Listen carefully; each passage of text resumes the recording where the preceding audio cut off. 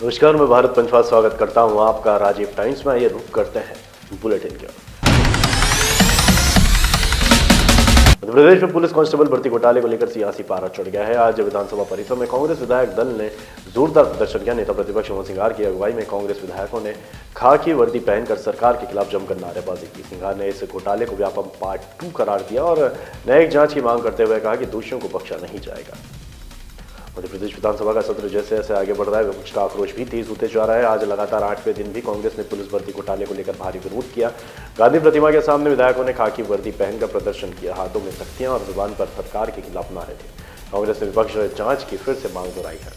ये जिस तरह से मध्य प्रदेश के अंदर गरीब किसान मजदूर के बेटे की नौकरी नहीं लग रही है, आए दिन बेरोजगारी फैल रही है और भ्रष्टाचार करके भारतीय जनता पार्टी की सरकार में पैसे वालों के लोगों को नौकरी मिल रही है, गरीब के बेटे को नहीं मिल रही है। आज मांग की है कि पुलिस भर्ती घोटाले की जांच हो और जो दोषी है उनके खिलाफ कार्रवाई हो, गरीब के किसानों के बेटों को नौकरियां दी जाए। और निश्चित रूप से कई प्रकार की नौकरियां हैं। नौकरियां ढूंढने जब जाते हैं तो मैं ये समझता हूं कि नौकरियों में एक नौकरी पुलिस की भी है।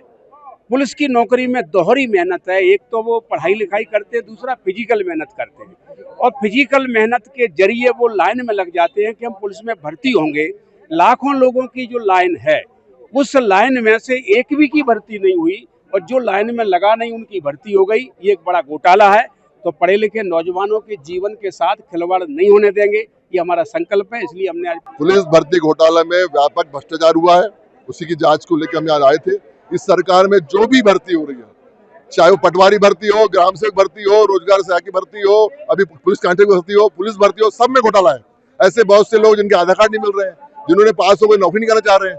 भारी भ्रष्टाचार है, क्वालिटी भ्रष्टाचार करती है। इसके वजह पकड़ाई है। हम चाहते हैं निष्पक्ष जांच हो और हमारे बेरोजगारों को रोजगार मिले। सर्वाधिक बेरोजगारी 45 साल में भारतीय जनता पार्टी सरकार में है। इन्हें कहा था 2 करोड़ लोगों को हर साल रोजगार देंगे, केंद्र सरकार ने कहा था। प्रदेश सरकार 2 लाख लोगों को रोजगार देंगे। ना 2 करोड़ लोगों को रोजगार केंद्र सरकार दी, ना 2 लाख लोगों ने रोजगार दिया। बेरोजगार भटक रहा है। सर्वाधिक बेरोजगारी 45 साल की है। हम चाहते हैं निष्पक्ष जांच हो, भर्ती की जांच हो, जो दोषी है उनको जेल जाए और हमारे जो बेरोजगार है उनको रोजगार मिले। इसी मांग को लेकर कांग्रेस पार्टी यहाँ खड़ी है। लेकिन जिस प्रकार से भर्ती घोटाला, कांस्टेबल भर्ती घोटाला हुआ, मुख्यमंत्री जी का डिपार्टमेंट बायोमेट्रिक फेस रीडिंग जो रिकग्नाइजेशन हो रहा चेहरे को, वो जब आधार कार्ड के आधार पे जब बायोमेट्रिक पकड़े गए तो अलग अलग रहे। जो अभ्यर्थी जो परीक्षा देने गए नहीं और वो पुलिस कांस्टेबल बन गए। 800 लोग ऐसे लोग हैं जिनका मंजूर हो गया, मंजूर कांस्टेबल बन गए, सिलेक्शन हो गया, लेकिन उन्होंने नहीं किया। तो क्यों नहीं किया? इसका मतलब कि सरकार ने कॉपी के बजाय ऐसे लोगों को व्यापक माफिया वापिस से प्रदेश के अंदर सक्रिय हो गया। और गृह मंत्री मुख्यमंत्री जी है, इनके विभाग में घोटाला हो रहा है।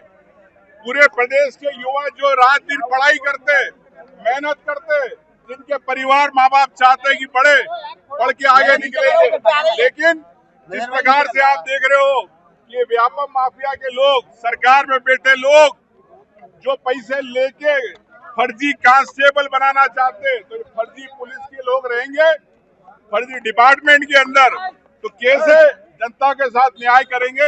ये हमारी मांग है कि इसमें निष्पक्ष जांच होना चाहिए और वापिस से परीक्षा होना चाहिए निष्पक्ष रूप से। ये कांग्रेस पार्टी, कांग्रेस के विधायकों की भर्ती घोटाले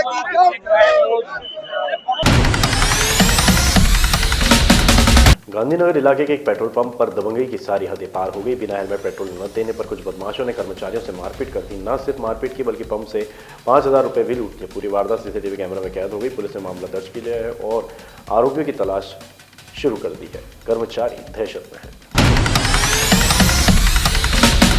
पूर्व मंत्री सज्जन सिंह वर्मा ने एक बड़ा सवाल खड़ा किया है। उन्होंने विधानसभा में सीएम रिलीफ फंड से फर्जी अस्पताल को 50 लाख रुपए की मंजूरी पर सरकार को घेरा है। गुना जिले के मकसूदानंदगढ़ में भोपाल लिंक अस्पताल के नाम पर फर्जीवाड़ा कर मोटी रकम निकाली गई। जयवर्धन सिंह ने कहा कि अप्रैल में अस्पताल बंद हो गया था, फिर भी मई में उसे राशि दी गई। उन्होंने मांग की है कि अस्पताल संचालक पर रासुका के तहत कार्रवाई हो और पूरे मामले की जांच हो।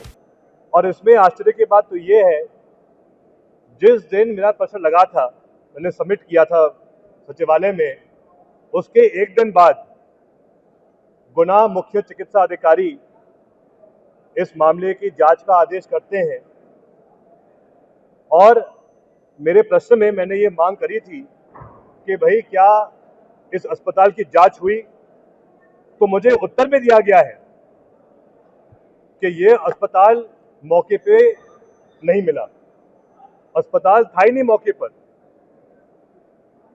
फिर मैंने प्रश्न में पूछा कि हमें ये बताइए कि पिछले एक साल में मुख्यमंत्री सहायता कोष से गुना जिले में और इस भोपाल लिंक अस्पताल को कितनी राशि दी गई है। उत्तर में कहा जाता है कि हम इसकी जानकारी आपको नहीं दे पा रहे हैं, लेकिन मैं ये बात कहना चाहूंगा, mp.treasury.gov.in एक वेबसाइट है डायरेक्टरेट ऑफ ट्रेजरीज में, जिसमें हर सरकारी भुगतान जो होता है सीएम रिलीफ फंड के द्वारा उसकी जानकारी हमको प्राप्त हो जाती है। और उस जानकारी में मुझे ये प्राप्त हुआ है, ये भोपाल सिटी हॉस्पिटल की पूरी सूची है जिसकी शुरुआत हुई 19 जुलाई 2024 से इस अस्पताल को सीएम रिलीफ फंड का भुगतान किया गया और 19 जुलाई 2024 से लेके 13 मई 2025 को इस अस्पताल को प्रति माह सीएम रिलीफ फंड के द्वारा अलग अलग राशि के भुगतान किए गए और कुल मिला के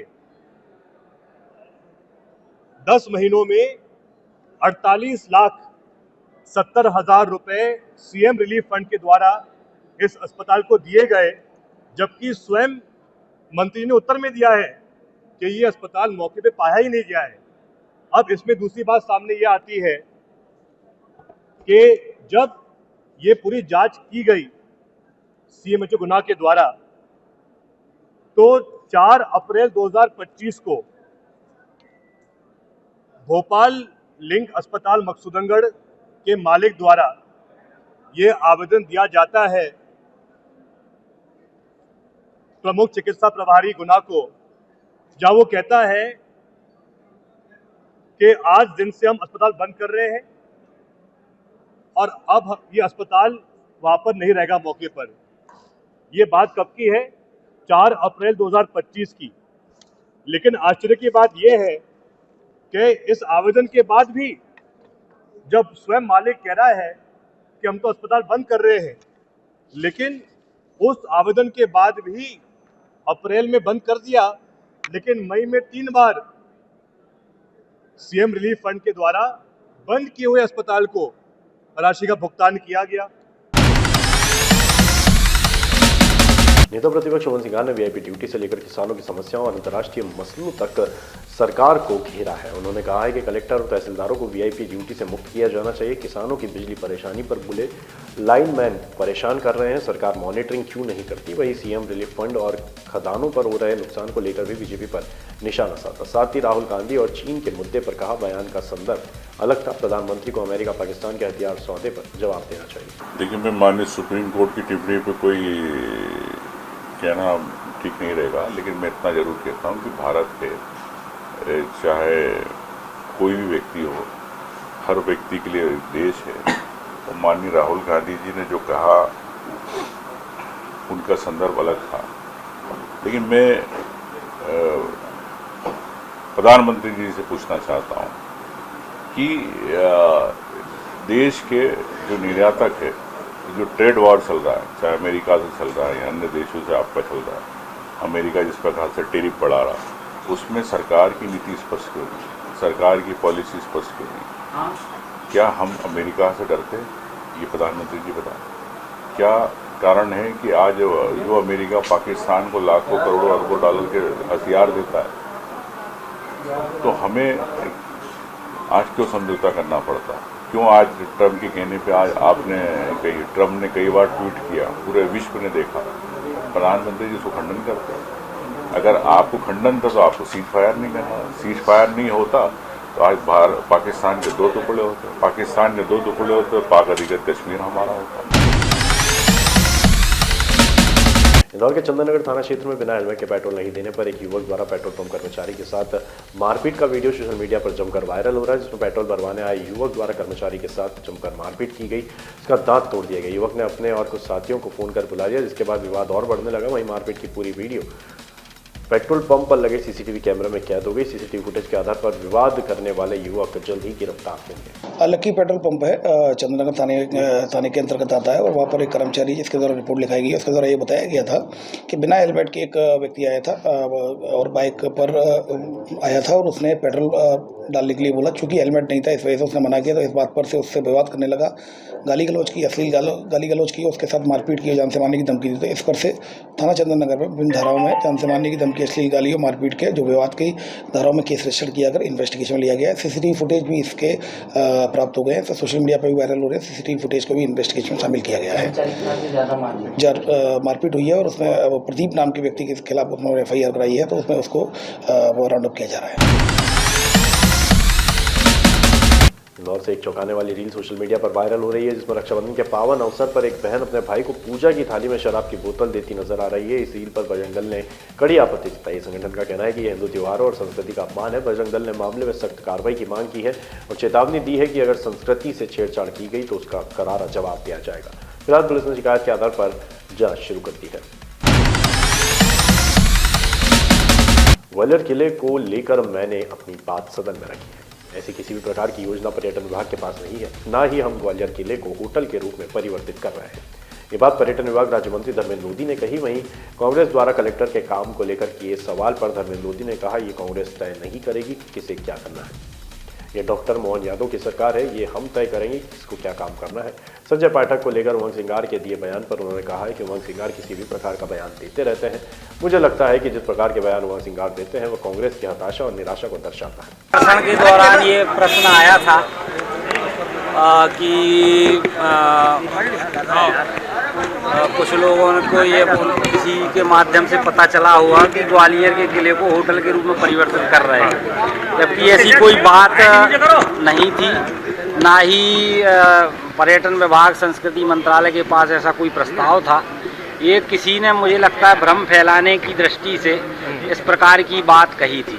ग्वालियर का किला बहुत महत्वपूर्ण किला है और वर्ल्ड हेरिटेज साइट्स जो हैं, यूनेस्को की वर्ल्ड हेरिटेज साइट्स में टेंटेटिव सूची में ग्वालियर के किले का नाम है, तो उसको होटल में बदलने का कोई सवाल ही नहीं उठता। मुझे लगता है कि ये भ्रम किन्हीं लोगों ने फैलाया होगा और उस आधार पर ध्यानाकर्षण लगा था, जिसमें मैंने पूरा जवाब दिया है कि इस प्रकार की कोई रचना योजना नहीं है कि उसको हम होटल में बदलने जा रहे हैं। तहसीलदार हड़ताल पर कांग्रेस का कहना है कि इन्हें राजस्व की ड्यूटी के लिए उपयोग किया जाए, कलेक्टर को भी VIP ड्यूटी से मुक्त किया जाए और इनकी जिम्मेदारियां तय की जाए, क्योंकि काम नहीं कर पाते लोग। देखिए क्या है कि ये कांग्रेस निर्धारित नहीं करेगी कि कौन क्या ड्यूटी करेगा। ये हमारी सरकार है, डॉक्टर मोहन यादव जी की सरकार है।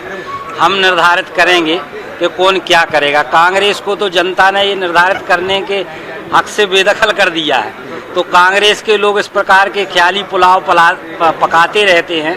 उनको ये नहीं मालूम कि वो किसी काम के अब रहे नहीं, जनता ने उनको नकार दिया है। ने कहा है कि संजय पाठक के यहाँ जो छापा लगाया कंपनियों पर, सरकार पीछे के दरवाजे से सेटलमेंट कर लेती है। क्या कहना है आपका? सर, सरकार वसूली नहीं करती है, वसूली के मामले में देखिए, उमंग सिंगार जी किसी भी प्रकार का बयान देते रहते हैं और मुझे लगता है कि उमंग सिंगार जिस प्रकार के बयान देते हैं वो कहीं ना कहीं कांग्रेस की हताशा और निराशा को दर्शाता है। और कांग्रेस को जिस प्रकार से जनता ने नकारने का काम किया है और जिस प्रकार से हमारे बुंदेलखंडी में कहावत है, खिसियानी बिल्ली खम्बा नोचे, वो उमंग सिंगार जी की हालत हो गई है। क्योंकि कोई पूछने वाला तो है नहीं, तो ज़बरदस्ती इस प्रकार के अनर्गल प्रलाप वो करते रहते हैं। और फिलहाल के लिए बुलेटिन में इतना ही। ताज़ा तरीन खबरों के लिए देखते रहिए राजीव टाइम्स।